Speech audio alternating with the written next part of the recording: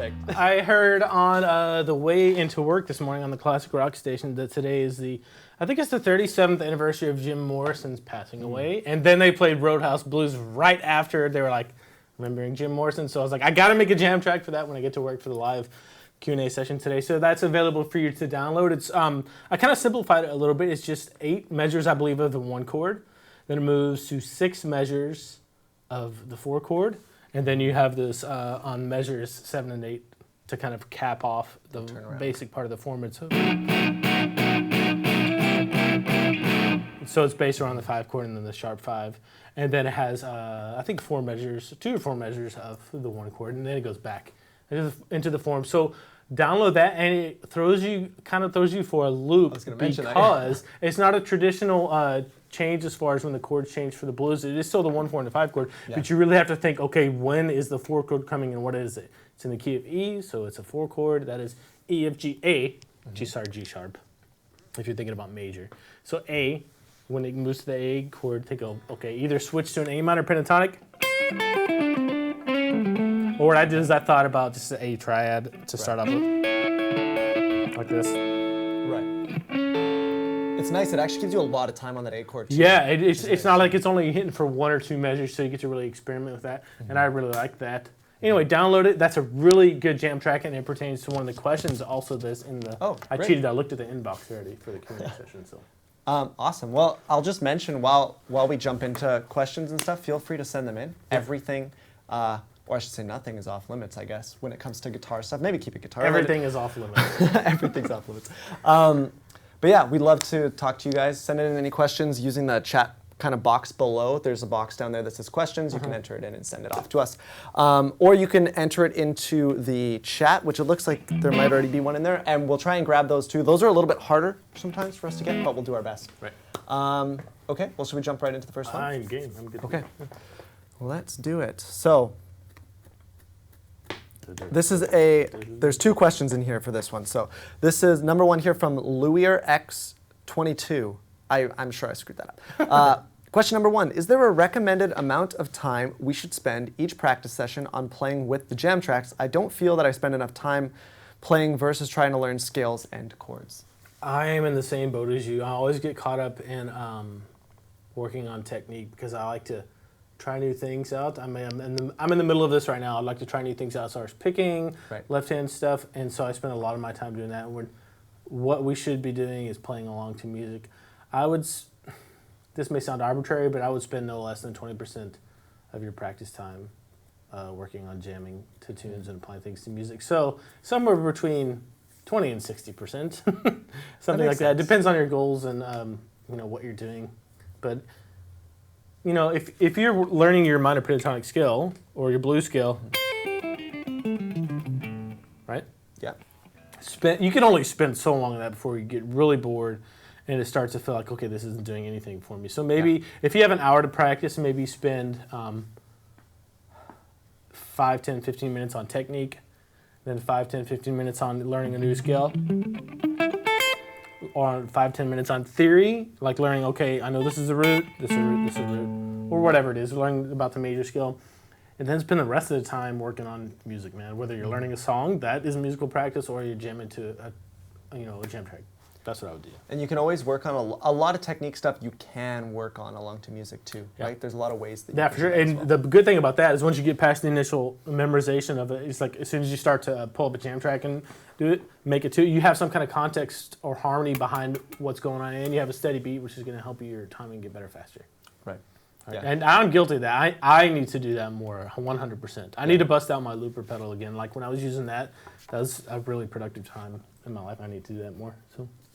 On the opposite side of that spectrum, I'm probably guilty of the exact opposite, where I spend too much time, not just noodling. Like we talk about like noodling away practice time. I don't really do a ton of that, but when I do sit down and play, I try and really focus on the musical part, and I find that sometimes it causes me to neglect the boring parts, right, a little bit. For sure.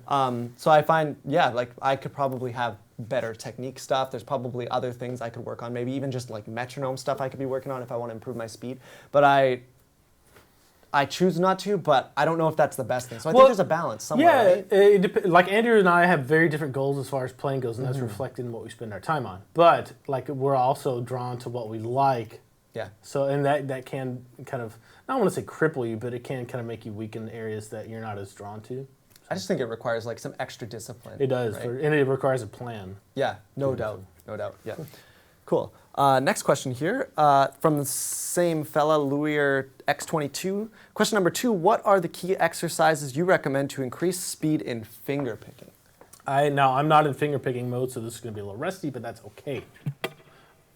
Because like for me, this never changes. If I am like, crap, I have to do a finger lesson series or a finger picking live lesson, the first thing I do is this. Sounds like you're going to write a Caribbean dance song. That's right. But that's the best exercise I found to get your hand in shape initially, because you're working on all your fingers and all your thumbs. How many Just thumbs one, do you just have? one, just two. Okay. But I'm not working on them same. But alternate thumb and then top 3 strings with your 1, 2, and 3 finger. That'll build that coordination and get some strength and precision in there, and then start alternating your thumb between the bottom 3 strings.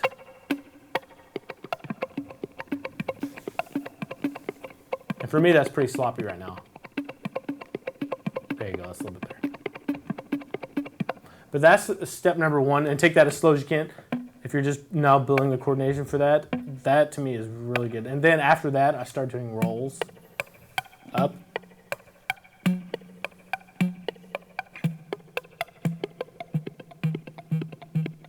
This is hard on electric because I'm just blasting the strings out. Yeah. Then alternating the thumb.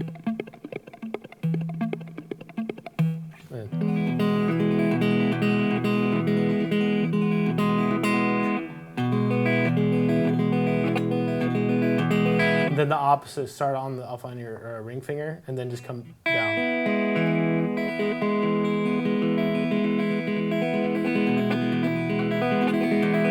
And then alternate your thumb. And then after that, if you're working on any patterns, I would just throw those in there too.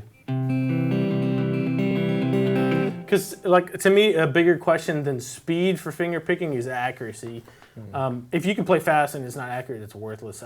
If you can play accurately, it's just a matter of working that accuracy up until whatever speed is functional for the songs that you want to learn. Like I just learned, was it Dust in the Wind for the first time? Right. But yes, believe it or not. I don't even remember it.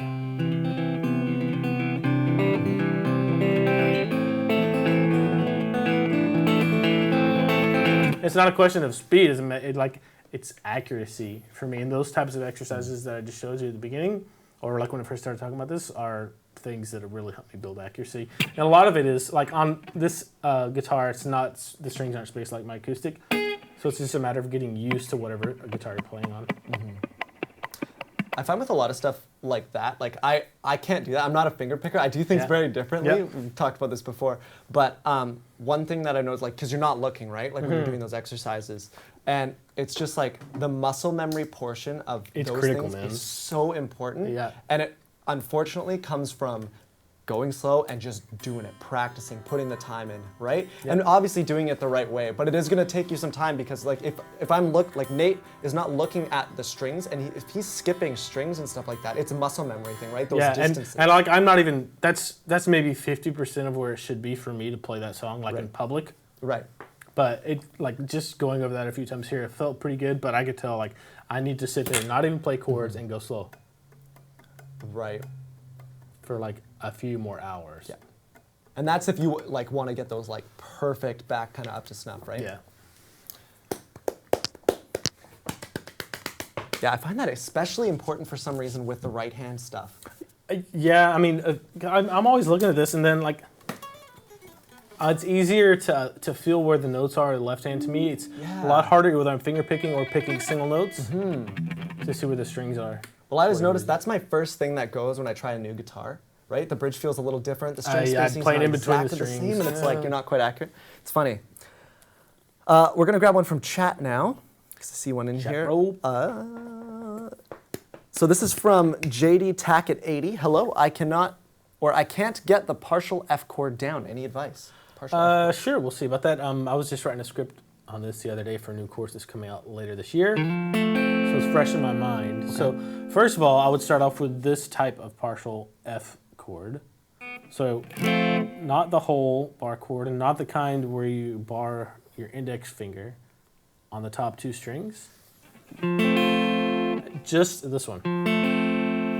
3 fingers, F, A, and C, the notes in an F chord, right? So your F note, 3rd fret of the D string. And this is just like your C, only you move these 2 fingers over 1 string set. So the F on the 3rd fret of the D string with your 3rd finger, middle finger grabs the 2nd fret of the G string, that A, and then the C note, 1st fret of the B string. So those 3 notes. And this is a good, like if you're already playing your C chord, it's a good stepping stone. Just go from this C chord, move those 2 fingers over, leave your index finger where it is, and play just those 3 strings. You may have to look back to get your aim good and not hit the high E string, but that's a good stepping stone. Like if you need to play an F chord for a song,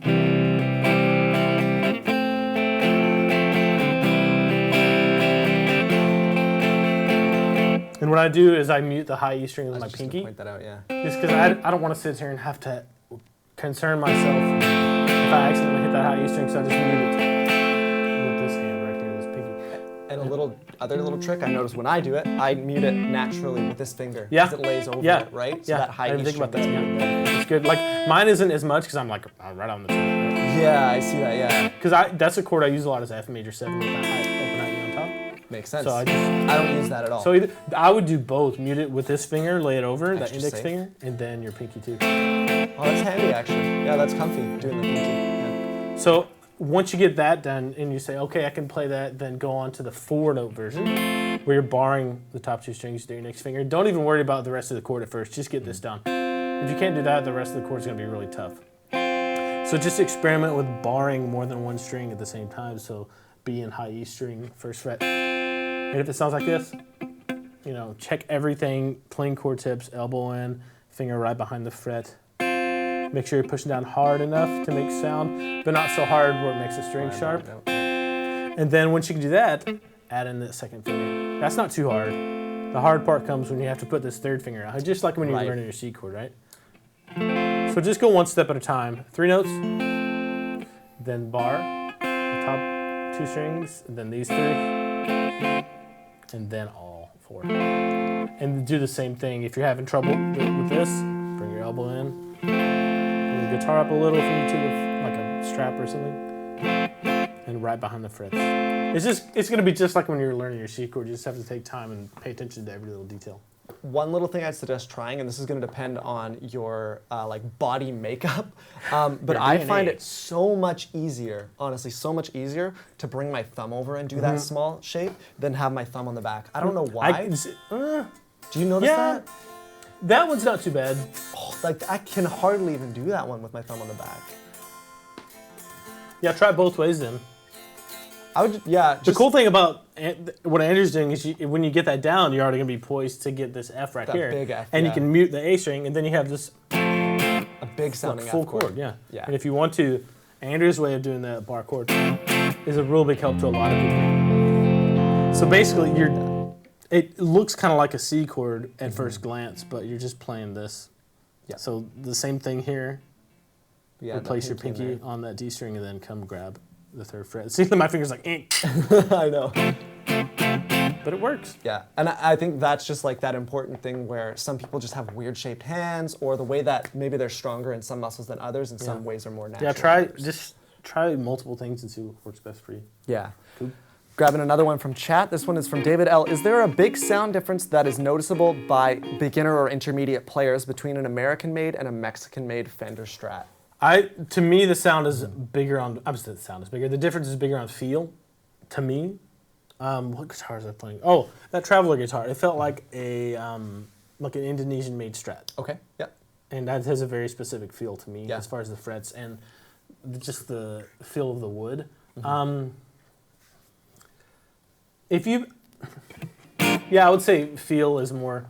Like if Andrew were to blindfold me and plug a Fender Strat into that amp, like this American-made Fender Strat to the amp, and then like an Indonesian-made or Chinese-made Fender Strat into that amp. I would, if I hadn't played the guitars before, I might have a hard time telling. It's like you'll notice it as a player, and you sit down with one guitar, you play it, associate the sound and the feel, and then you switch and you do the same thing. Well, then you'll probably, like, the sound will make a difference, and the feel is going to make a really big difference. Yeah. But honestly, like, even myself, like, as someone who cares like a lot about tone and things like that, if I was going in cold and Nate just played both side by side, even a Mexican to an they sound American, like Strats, man. it's just like they both are a sound, and there's a great example somewhere out there of some great player who he just like, he picks up this super crappy affinity Strat. Like, not that they're crappy, but like in comparison to what a professional would play, right? Like, it was like a $90 Strat. Yeah. And it sounded amazing. Amazing. And it was all obviously because of technique and stuff like that. But Strats just sound like Strats. Like, to me, when I run my hand down frets or bend a note, I can, like, this is the biggest difference for me on telling the difference between a Strat, like where a Strat's made. Yeah. I think that's a huge part. There is a sound component. There is. Like, more expensive Strats, if you play a custom shop Strat, you play like my Sir Strat, you play like the really high-end ones, they're maybe 3% better sounding than like the next best thing.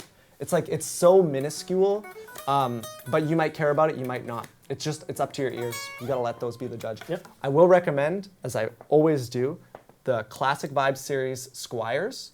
Amazing guitars. Then after that, the Road Worn series and the Baja series, Mexican-made ones. I prefer them over a lot of the standard American series, and they're cheaper. And then after that, but the next step up, I like the American Vintage reissue series. So those are like those are like my tiers. I really like your Sir. So. Yeah. And that's even a little bit kind of further, and it's a little more specialized too. You kind of have to like specific appointments. It's a big thing. Okay, next one here. Let's see. Cool. I don't want to lose chat just because there's lots of people talking in here. Unless you're as good. Let's see. What else? I was thinking of something else. As far as not Q&A, but something in the forum I saw, but I can't remember. Maybe it'll come to me. Okay. I'll move on to the next question here. This one is from Beach Nut. Lots of info on blues. Although I don't play the blues, do you feel it's a great benefit knowing and using the blues theory when improvising in any genre? In general, yes. Specifically, it depends on the particular song you're doing. If you're doing like a really major sounding poppy song, and you like if they're playing,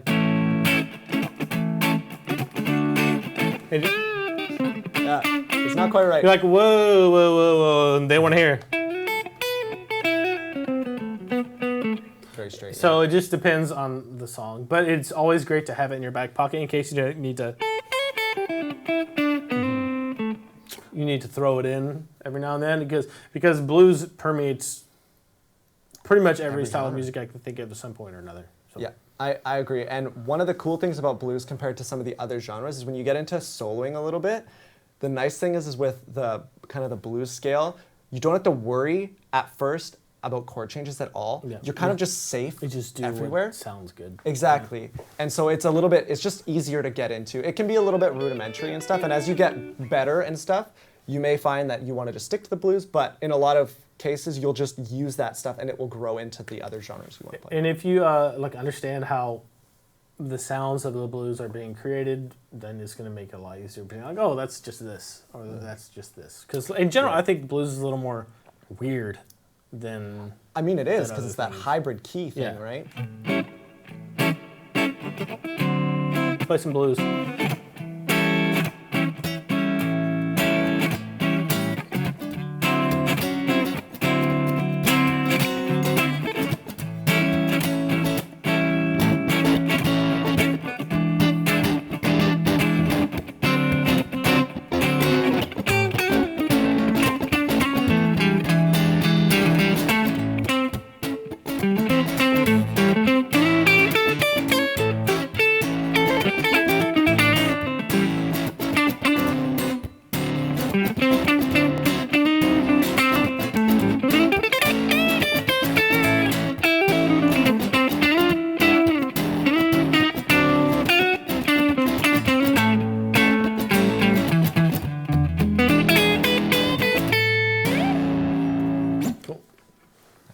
always feels, it's like so easy to jump into blues, hey? Yep. Oh, love it.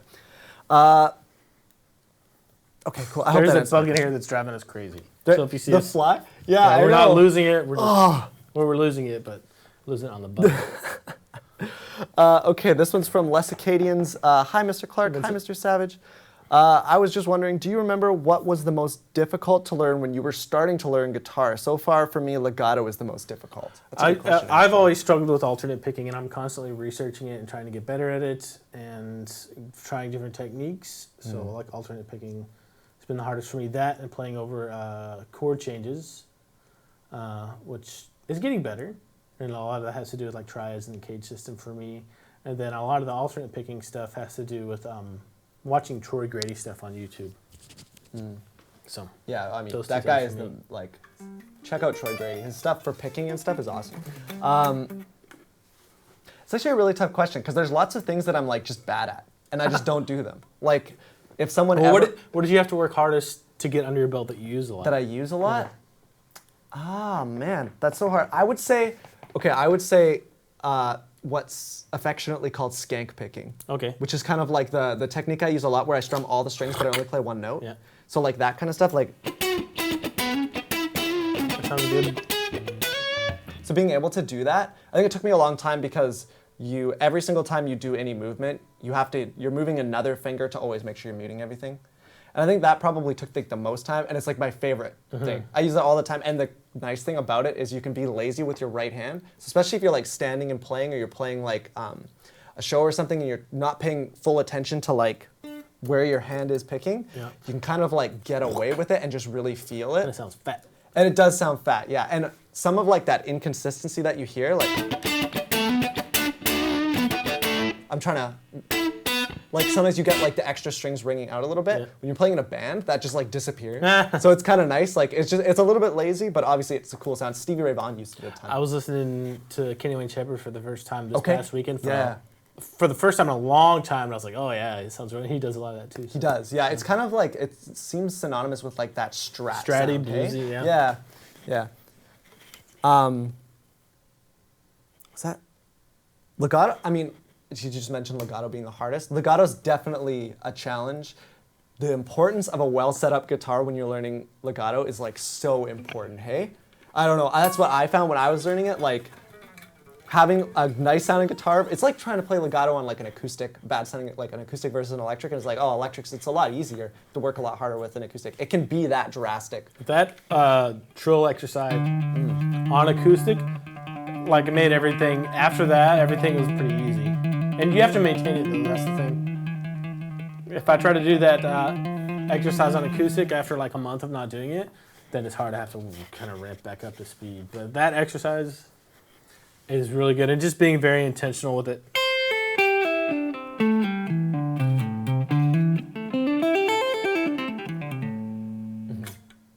But like I don't even remember learning it. I think I saw my dad do it or something. I was like, okay, but like obviously he's doing it on acoustic. I was like, Yeah, I think I started learning it when I was like into metal a little bit. And there was some metal lick that I wanted to learn back when I was like 13 or something like that. I don't know. At this point, I don't really alternate pick at all. Like it's kind of bad and I don't recommend it for everybody, but I use like that skank picking technique and a lot of legato, and you can kind of, I don't ever really have to like try super hard like muscularly to play a lot of the stuff I want to play. Which is kind of, again, lazy, but using legato and using that other technique, it makes playing that stuff less hard on my body, I guess, so I don't tire as easy maybe. The problem for me is like I like the sound of aggressive notes a lot of times, so you have to really keep your alternate picking skills up for that. Like even because if you're economy picking, it's just not as aggressive sounding. Two people, Eric Johnson is like, he picks every freaking note. Yeah. Like obviously not everyone, but like he does that so much and it's like such a different sound. Also a guy named Daniel Donato, do you know who that is? He does the same thing but in like a country context, and it's like, it's such a cool sound. I would have to put in a lot of work to get to that point now because of the style that I've developed. Next question here from Mathachu. There are times during church that the band will play in the background while someone is speaking. Since I play only rhythm on my acoustic, oh, it moved, sorry. I'm always lost on what to do. Our bassist and guitar player appear to be doing improvisations while the keys are generally playing the chords for the song. Any suggestions on what I could start exploring? Yeah, this chord right here, it's very neutral. So if you're, let's say you're in the key of C major, or Z just fell. This is the third right here with your pinky, and if you take that out and put a 2 in there, even if you don't know what chord they're going to next, if they're kind of improvising over it, if you do that and maybe do some finger picking instead of strumming just because it's a little less obtrusive or invasive. Like if they go to a 4 chord, can you play that? Can you play just sure. Sorry.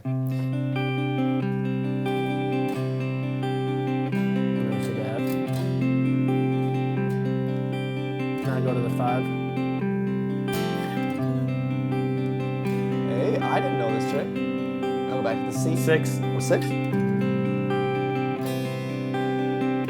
So that's like the 4 most popular church chords out there. If you don't know what to do, just stick to that until you listen to what chord progression they're sticking to and watch them. And if you can, change to the chords that they're hitting. But that chord, particularly, whether it's an A, sus2, D, E, F, F sharp, whatever key you're in, will help you a lot until you can kind of go on autopilot and just listen to what chord progression they're doing. Like, oh, okay, I see what they're doing. I see what you're saying. Yeah. So that's what I do a lot. That's a cool trick, man. I actually didn't know that. I used to, when I was playing a ton at church, we did that all the time. So I totally know that feeling. Yeah. And we would tell our acoustic guitar player not to play. The reason just being because acoustic guitar is so percussive. Yeah. And so those, when you're like, especially if you're going to use a pick, I would say ditch the pick and either just like strum softly with your thumb or do finger picking like Nate said, if you can. That's at least what I would suggest from my experience. That sus2 thing from the 1 chord, I've never seen that before, and that works really well. I like that. Follow-up from Les Acadians. My problem with legato is mostly coordination and pull-offs. Okay. Yeah, it's... Like, I normally don't recommend sitting down in front of TV or YouTube or something and practicing. But once you've got, like, start with a minor pentatonic scale. Once you can do this, you don't have to think about it much. Just sit there and watch TV and do this. Over and over and over. And do it with each finger. But what you're going to need to do before you can do that is pay really close attention. And even if you're having pull-off problems, just do that single thing. With each finger. And really pay attention to what's going on. All I'm doing is plucking the string like this. Essentially, right?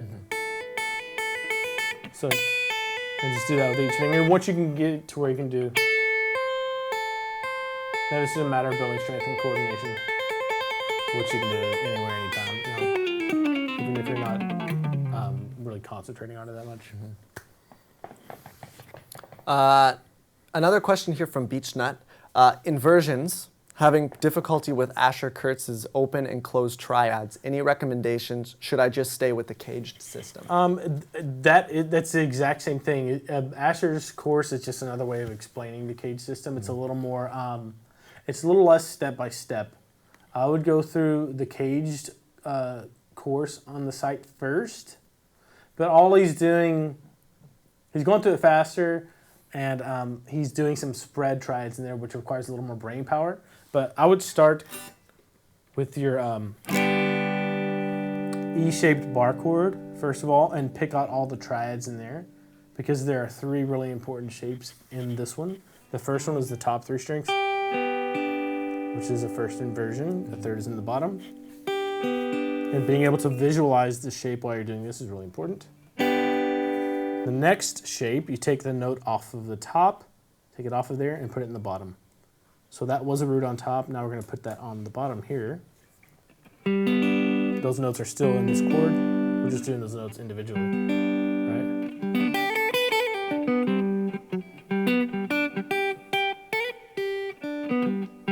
Right? So it's in a root position, roots in the bottom. The next one is just this E-looking shape. The E shape, all that is a second inversion. Major triad, which means the 5th is in the bottom. It's still the exact same thing. that's in this shape. You're just thinking about the fifth being on the bottom. And when you do this, all you're doing is this, watch. Of this shape. So A, D, G strings for the second inversion. For the root position, you're just doing D, G, and B strings. And for the first inversion, you're just doing G, B, and D string. Sorry, G, B, and high E string. When you kind of isolate them by themselves, that's what it ends up being. It's just the shape. And you can do that with every open chord shape that you have, like this C major shape.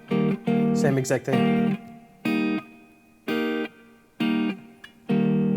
So I would go through the caged course that's on the site, Caged 1. Once you're done with that, Asher stacks some things on top of that and comes at it from a couple different angles that it's good to go through to kind of expand that even more. Nice. Cool. Nice. So we have one more question here. And if we don't get any more by the time we're done, then we'll wrap it up there. This one is from JD Tack at 80. I think we kind of answered his question a little bit, but maybe we can just reiterate.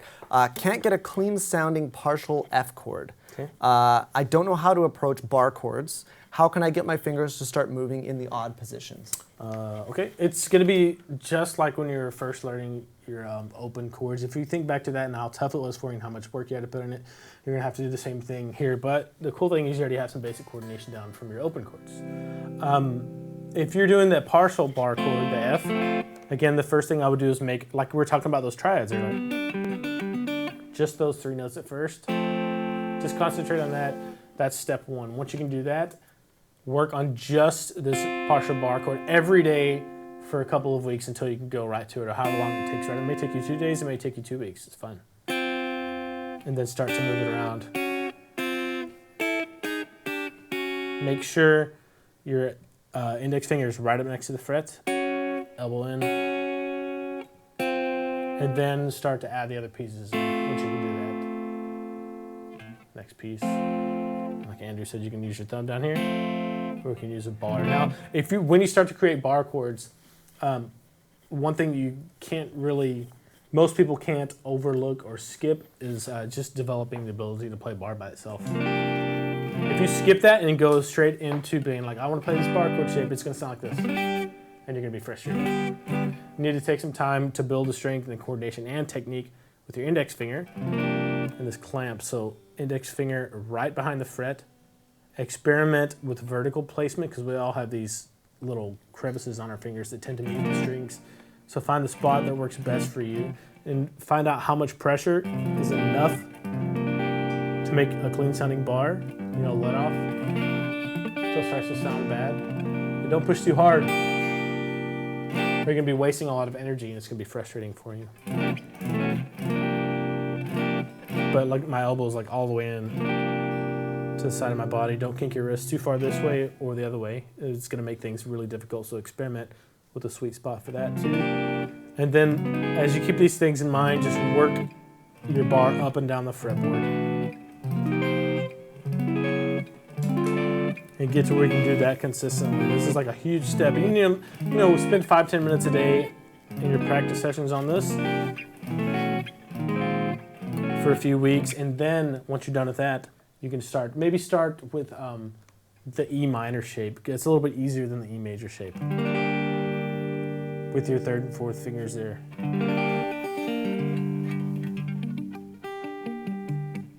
And check each individual note. And if it sounds like this, go through that checklist in your mind. Make the bar first, right behind the fret, elbow in, check your placement, and then put the shape down. Once you can do that, do the opposite. Put the shape down first, and then put the bar down. If things sound bad, readjust, and try again. But it's just like anything. If you remember, most people have a really hard time with open C chord. It's the same thing. You're just going to have to kind of refine your technique and work on those trouble spots. Yeah. Nice. One last thing here from Beechnut. He said, can you end with a few clean sounding bends? We can do better than that. We can have a jam with a couple clean sounding bends. Let me just do a couple for you out of the musical context, and then we'll do the...